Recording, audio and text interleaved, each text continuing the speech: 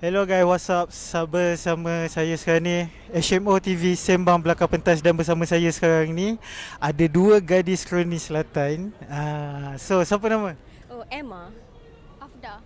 Afda. So kalau kata let's say korang boleh describe satu emoji untuk show malam ni, apa emoji yang akan keluar?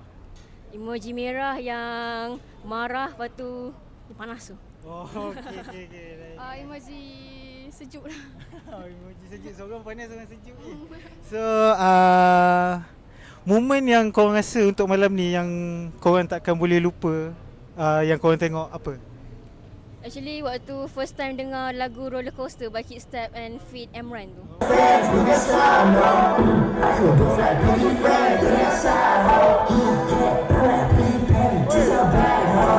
Okay. Saya kalau to be honest, saya tak tahu. Sebab saya ikut je dia, saya teman dia. Oh, member lah. Member. Datang lah. So kalau apa yang rasa bila dengar Jerat Bintang? Actually is kind of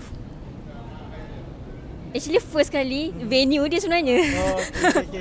Venue dia. Venue dengan orang yang boleh masuk venue ni. Okay. Sekejap, macam apa kata tu? Dia macam Culture shock. Ya. Culture shock bukan sebab ni. Culture shock sebab orang yang boleh masuk tengok Jerat Bintang. Okay. Right. Sebab kan dia ajak saya kan, dia bagi tahu venue tu. Saya macam tak tahu nak pergi ke tak macam tu. Lepas tu dia paksa. So bila dah pergi rasa macam mana? Best lah. Enjoy lah. So music ni sebenarnya pun okey kan? Okay je. Tak ada macam lagi akidah ke apa ke, tak ada? Tak ada. Tak ada. Okay. So